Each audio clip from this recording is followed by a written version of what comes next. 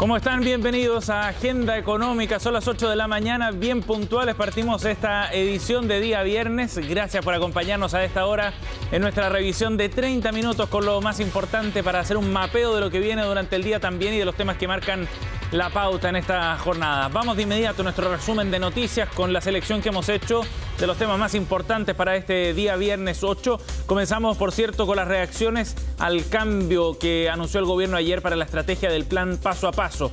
Hay varios sectores que están muy esperanzados, contentos también con estas modificaciones, en particular desde el comercio establecido, desde el sector de los restaurantes, en el gremio de los gimnasios, que tuvieron buenas noticias respecto a lo que se podrá hacer a partir de la fase 2, por ejemplo, en el caso de este último sector. Son noticias alentadoras, dicen en el sector, para poder enfrentar los meses que vienen después de, sabemos, un año y medio de complicaciones, de aforos reducidos y de muchas dificultades para poder mantener a flote los negocios.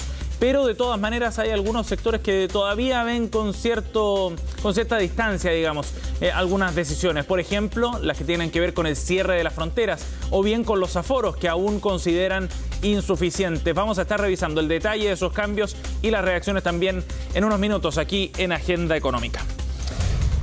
Por otra parte, en un tema relacionado a la actividad económica y a esta reactivación, es que analizamos los datos también del empleo, en particular lo que informó ayer el Centro de Estudios de la Universidad Católica, que ha ido monitoreando mes a mes la situación del mercado laboral. 200.000 puestos de trabajo menos. Eso fue lo que detectó este estudio del Centro de Encuestas y Estudios Longitudinales, encabezado por David Bravo, que analiza el mercado laboral y da cuenta nuevamente de un nivel de ocupación de personas que están trabajando más bajo respecto al mes previo, a mayo. Hay que olvidarse de la tasa de desempleo, dice David Bravo. Lo que hay que mirar es cuánta gente está trabajando, y en el mes anterior hubo una reducción importante de 200.000 personas. Todo esto está en línea con lo que detecta el INE, pero va mostrando quizá una tendencia adelantada de este estudio de la Universidad Católica, bien interesante, porque según David Bravo estamos en un escenario donde el tema laboral se convierte en uno urgente para las políticas públicas. 1 millón de personas menos trabajando respecto a lo que había antes de la pandemia. El desafío es enorme. Lo revisamos también en instantes. Por otra parte, ayer a esta misma hora les contábamos detalles del IPC, 0,1%, eso fue lo que marcó la inflación en el mes de junio. Más allá de ese dato en particular y de los productos específicos que generaron esta variación al alza, es interesante ver qué es lo que ocurre con la inflación acumulada. 3,8% suman los últimos 2 meses, y esto podría determinar y ser bien relevante para lo que haga el Banco Central en su próxima reunión de política monetaria. El mercado anticipaba un alza, ya lo daban por descontado que habría un alza de tasas en la próxima reunión. Sin embargo, ahora esta cifra de la inflación pone algo de paños fríos a ese entusiasmo, y la eventualidad de que esta alza de tasas se retrase un poco aparece en el horizonte del mercado. Luego vemos qué es lo que dijeron precisamente tras el dato de inflación conocido ayer. Por otro lado, queremos contarles de un reporte que ha sacado portalinmobiliario.com, un sitio especializado en el mercado inmobiliario a nivel nacional, que ha detectado nuevamente un alza en el precio del arriendo y de la venta de viviendas en la región metropolitana, en particular en algunas comunas del sector norte y norponiente de Santiago. En Quilicura, un alza de 17%. En Quinta Normal, más de 19% en los precios de departamentos para la venta, es lo que detecta este estudio, en línea con lo que ha venido siendo una tendencia sostenida desde hace varios años ya al alza en el precio del mercado inmobiliario. Vamos a estar revisando también más detalles en unos instantes. Por último, les cuento respecto a los mercados a esta hora, la operación, cómo ha comenzado esta jornada de viernes, con tendencia al alza en Europa después de un jueves que había estado algo complicado por los temores a rebrotes asociados a la variante Delta. Estos son los números más importantes del día de hoy. El Eurostoxx subiendo 1,33%, el índice de Londres subiendo 0,78%, Alemania 0,94%, el Nikkei en cambio retrocedió en las mañanas, en la primera hora del día, 0,63% de caída para el indicador japonés. Eso fue lo que mostró la bolsa asiática esta mañana en un mes que no ha sido muy bueno en general los últimos 30 días para las bolsas del lejano oriente. Acá en Chile ayer el IPSA cayó 0,43%, el dólar cerró en 753 pesos, ha subido más de 16 pesos durante esta semana solamente, sus niveles más altos desde diciembre, es lo que detectó el mercado después de algunas noticias, sobre todo en el ámbito político, que generan algo de incertidumbre, dicen los analistas. Por otra parte, el cobre volvió a subir en el día de hoy, 4,33 la cotización para el metal rojo. Bien, 8,5. Partamos revisando detalles de estos cambios en el plan paso a paso. Eran muy esperados por el sector del comercio. Habían gremios en particular, como el de los restaurantes, por ejemplo, o el de los gimnasios y casinos, que tenían hartas expectativas sobre lo que se anunciara. Y el presidente Piñera ayer confirmaba algunas de esas modificaciones que permiten básicamente mayor aforo para estos espacios, la utilización de espacios cerrados también por aquellos que ya hayan completado su esquema de vacunación y con un rol central para el pase de movilidad. Aún así, algunos gremios todavía esperan más apertura en los próximos meses. Revisemos detalles en la siguiente nota. Podrán atender en espacios cerrados solo a personas con pase de movilidad. Bueno, creemos positivo el hecho de que las autoridades hayan escuchado. Fueron semanas y meses de disputa entre el comercio y el gobierno. Con fuerza, las pymes y la industria comercial en general presionaron para obtener más libertades para trabajar, pese a las restricciones sanitarias por la pandemia. Costó y mucho, pero luego de 1 año y 4 meses lo consiguieron. Se establecen mayores libertades para las personas con pase de movilidad, personas vacunadas con su proceso de vacunación completo, donde en restaurantes, fuentes de soda, en los que también se aplicará para otras actividades como gimnasios o casinos de juego. Se sabía que venía un cambio al plan paso a paso para el comercio, pero la modificación será a gran escala. Uno de los puntos centrales será lo que vivirá la industria gastronómica. Las restricciones para los restaurantes en fase 1 se mantienen, pudiendo operar solo con delivery, pero en fase 2 el escenario cambiará. Si hasta ahora los clientes solo podían utilizar las terrazas dispuestas, a partir del 15 de julio en los locales en transición, las personas podrán sentarse en los espacios cerrados de cada local. Podrán atender en espacios cerrados solo a personas con pase de movilidad, con una distancia de al menos 2 metros entre mesas o máquinas. De inmediato los restaurantes comenzaron a prepararse. Así con este palo nosotros vamos viendo las distancias de las mesas, dónde van quedando las mesas, igual que tenemos acá, acrílico. Son buenas noticias, sobre todo en esta etapa de invierno que es tan difícil estar afuera, y hay muchos locales que no tienen la posibilidad de tener terraza, por lo tanto siempre es bienvenido la posibilidad de poder atender el público de manera segura. ¿Ustedes van a fiscalizar en la entrada que tengan efectivamente las 2 vacunas y que esté todo claro? Sí, en realidad lo que vamos a fiscalizar es el carné verde, que es lo que te indica que tienen las 2 vacunas. Ya muchos locales comenzaron a separar las mesas al interior de sus espacios, donde podrán atender de lunes a viernes. Pero en el comercio hay más actores contentos con los anuncios. Los cines, que son espacios cerrados, también podrán funcionar desde la fase 2. En transición, podrán asistir en espacios cerrados un máximo de 25 personas sin pase de movilidad, o 50 si todas las personas que participan cuentan con su pase de movilidad. Basta con que solo una persona sin su pase de movilidad adquiera un ticket para que esa sala pierda su aforo máximo de 50 personas, bajando a 25. El hecho de poder volver al cine me encanta, obviamente respetando todas las medidas de seguridad que corresponden. Yo feliz. ¿Tú volverías?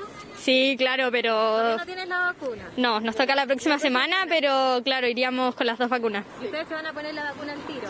Sí, obvio.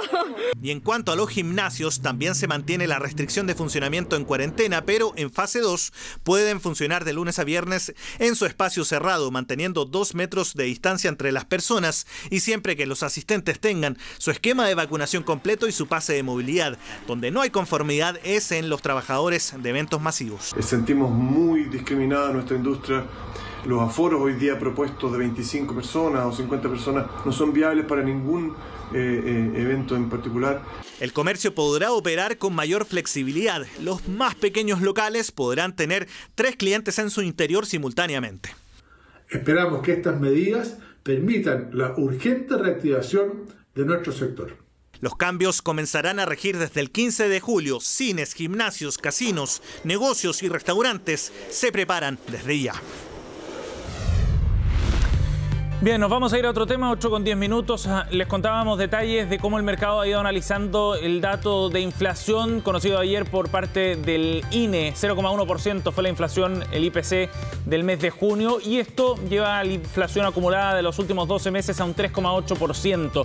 ¿Qué es lo que dijeron en el mercado? Pensando sobre todo lo que vendrá para la próxima reunión de política monetaria del Banco Central, es lo que vemos a continuación. Vamos a ir revisando lo que plantearon distintos analistas. Partamos con Copeuch, que ha analizado este dato en particular como una proyección de 0,4 a 0,5% para el próximo mes, para el de julio. Ven con atención los productos relacionados a la gasolina, al gas licuado, entre las incidencias negativas, el limón y gastos comunes. Si bien la alta inflación dice que esperamos para julio estaría más en línea con la del Instituto Emisor, con la del Banco Central, a partir de agosto empezaríamos a ver inflaciones más bajas, dice Copeuch.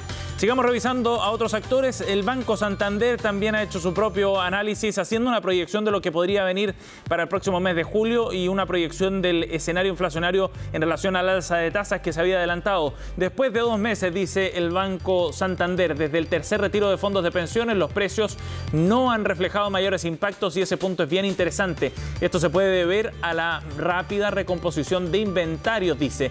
¿Qué proyectan para los próximos meses? El IPC seguirá avanzando, pero moderadamente, dice el Banco Santander, incidido fundamentalmente por el alza en el precio de los combustibles a nivel internacional. Seguimos, el Banco de Chile también ha hecho su propio análisis y pone énfasis en particular en precios menores a lo esperado en la división de alimentos, y eso podría haber explicado el 0,1% de inflación del día de ayer. Disminuciones también levemente mayores a las previstas en vestuario y calzado. ¿Qué pasaría en julio? 0,4% de alza es lo que proyecta Banchile. Y cerramos esta revisión con Security, que también hace su análisis sobre la situación inflacionaria en nuestro país, con el tipo de cambio que también ha ido influyendo. Dice Banco Security que las cifras de IPC revelan que las presiones siguen contenidas y eso podría aplacar en alguna medida el alza reciente de las tasas de interés a corto plazo. Es probable que el banco, dice el Banco Central, suba la tasa en 1/4 de punto para su reunión de la próxima semana, del 14 de julio, pero los ajustes serían más graduales. De aquí a fin de año es lo que plantea también Banco Security. 8:12. Seguimos adelante para revisar otra información, la relacionada al tema del empleo, con un asunto que va generando cada vez más preocupación, porque si bien se había visto mejores perspectivas a comienzos de año, estas han ido enfriando de la mano de las cuarentenas, por ejemplo, que tuvimos en marzo y también en abril. 200.000 empleos se destruyeron en el mes de junio en comparación a mayo pasado. Otra muestra de que la tendencia a la baja en la creación de puestos de trabajo es sostenida. Revisemos más detalles en la siguiente nota de Felipe Hernández. 2021 comenzó con el pie derecho. Las cifras eran alentadoras, pero los meses fueron pasando y al parecer la situación laboral se estancó. Creo que estamos en una emergencia laboral. Según la última encuesta de la Universidad Católica, entre mayo y junio hay 200.000 puestos menos de trabajo. Es lógico, esto preocupa. La recuperación ya hace unos 4 meses, 5 meses, se estancó. Hoy día estamos como al nivel que teníamos en el mes de diciembre y es muy preocupante que ahora en junio, sin cuarentena, estemos experimentando un retroceso.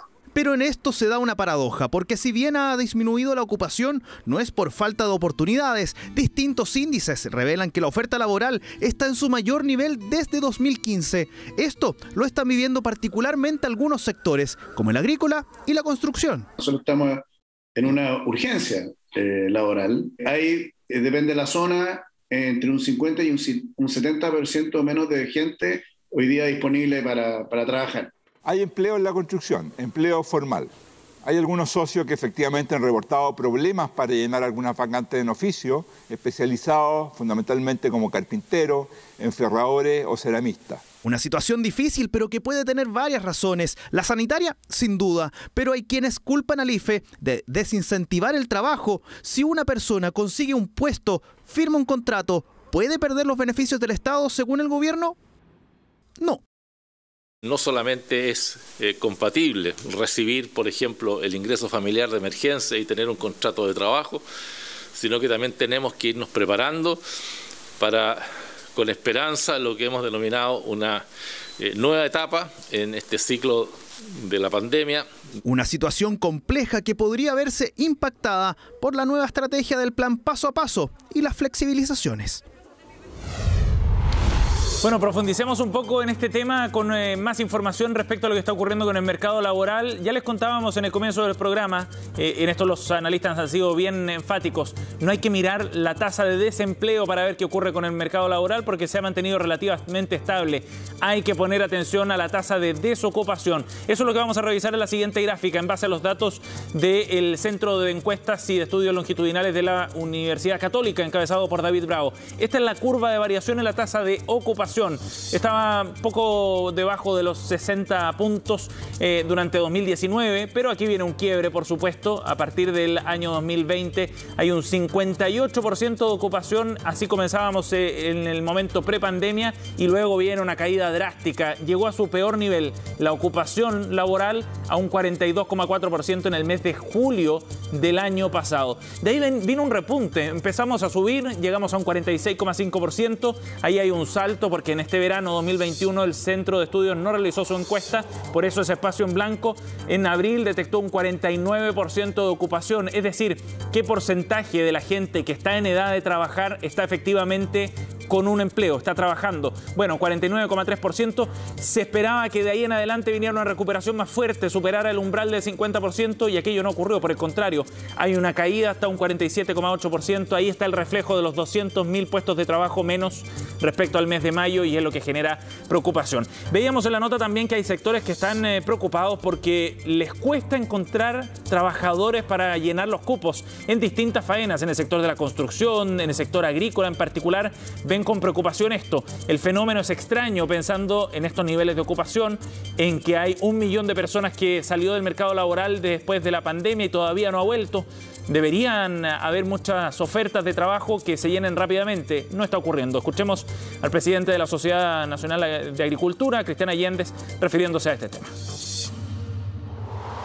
Específicamente hacia la zona centro-norte, principalmente, claro, partieron con las cosechas cítricas ahora un mes y medio, primero en la zona de la cuarta región y después la quinta y hoy día la metropolitana y la sexta, y le ha costado muchísimo encontrar la cantidad de trabajadores necesaria. Y empezamos ya a notar que estaba siendo difícil recontratar a la gente que siempre, todos los años, no nos costaba mayormente. Las mujeres, como los niños, están sin colegio, se tienen que quedar en sus casas. Entonces ahí hay un porcentaje muy alto de mujeres que no han podido salir a trabajar.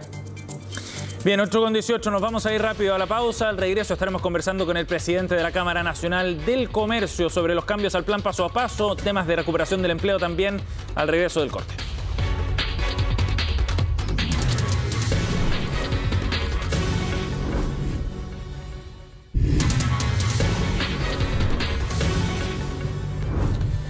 Ocho con 21 minutos, estamos de vuelta en Agenda Económica y vamos a profundizar en los cambios en el plan paso a paso y en cómo reciben en particular desde el sector del comercio estas informaciones. Estamos en contacto a esta hora de la mañana con Ricardo Meues, el presidente de la Cámara Nacional de Comercio. ¿Cómo está, Ricardo? Buenos días. Muy buenos días, Sebastián, un gusto saludarte. Igualmente, gracias por su tiempo. Ricardo, ayer el presidente hace estos anuncios. Vimos recién en una nota que en distintos gremios y sectores ven con muy buenos ojos estos cambios. ¿Cuáles son los puntos más importantes desde la perspectiva del comercio, Ricardo? Bueno, lo primero es que, tal como lo dijimos ayer, es importante que el gobierno se haya abierto a escuchar lo que muchos gremios habíamos planteado. Y yo creo que las cosas más importantes que hoy día estamos mirando es, por ejemplo, que hay un incentivo importante al proceso de vacunación para poder obtener el pase de movilidad y así entonces poder, Sebastián, acceder a distintos locales y particularmente a los restaurantes y de aquellos restaurantes además de la zona sur, porque tú sabes bien que en la zona sur no se puede estar ni en las calles ni en las terrazas, por lo tanto era indispensable poder tener acceso en lugares cerrados para poder desarrollar esa actividad. Por lo tanto, ahí hay dos elementos tremendamente importantes, y el otro es que se está considerando entonces la realidad regional para la toma de estas medidas del plan paso a paso. En ese sentido, Ricardo, los aforos y cómo quedaron configurados en términos de cantidad de personas por metros cuadrados de cada local comercial, por ejemplo, ¿son los correctos? ¿Qué permitirían desde el punto de vista de la reactivación? A ver, todavía creo que ahí tenemos que avanzar mucho más. Hay algunos sectores y actores que la verdad que no quedaron muy contentos. Sin embargo, para aquellos comercios más pequeños que permiten tener a 3 personas en sus locales, creo que es una buena medida. Pero aquí hay que ir mirando, Sebastián, porque lo primero que yo digo y que hemos planteado también es apelar a la persona y a su cuidado personal para el ingreso a estos locales, conservando todas las medidas de seguridad en función de su salud y su bienestar. Y nosotros vamos a estar atentos y proporcionando todas las medidas para que la gente esté segura. Entonces, los aforos tienen que tener esa condición, y ahí tenemos que ser muy, muy claros y muy estrictos. Ajá. Ricardo, desde el punto de vista del toque de queda, ¿qué impacto puede tener eso también para el sector? ¿Esto se va a aplicar de manera regional, diferenciada de acuerdo a situaciones sanitarias, superando un umbral del 80% de vacunados, por ejemplo, y con menos de 150 casos por cada 100.000 habitantes? El toque de queda se aplaza en su inicio, a medianoche. ¿Cómo ven esa posibilidad? Bueno, esto es también relevante, Sebastián, porque esto permite, particularmente a los restaurantes que han estado tremendamente golpeados, ampliar el periodo en que están atendiendo. Ahora, tenemos que sumarle, eso sí, el tiempo adecuado para que los trabajadores, las trabajadoras puedan también después volver a sus casas. Entonces, ojalá uno apelara a que se vaya reduciendo cada día más el toque de queda. Este es un primer paso que nos parece bien. Ojalá vayamos avanzando rápidamente entonces a su reducción. Pero no nos olvidemos que tenemos que generar la movilización colectiva, el uso del metro, para que los trabajadores, como digo, puedan volver entonces oportunamente a sus casas con sus familias. Sí. ¿Echaron algo de menos en particular, Ricardo, de este plan paso a paso? ¿Algo que ustedes hayan planteado, por ejemplo, en las conversaciones con el gobierno que no fue acogido? Bueno, estamos muy preocupados por el cierre de las fronteras.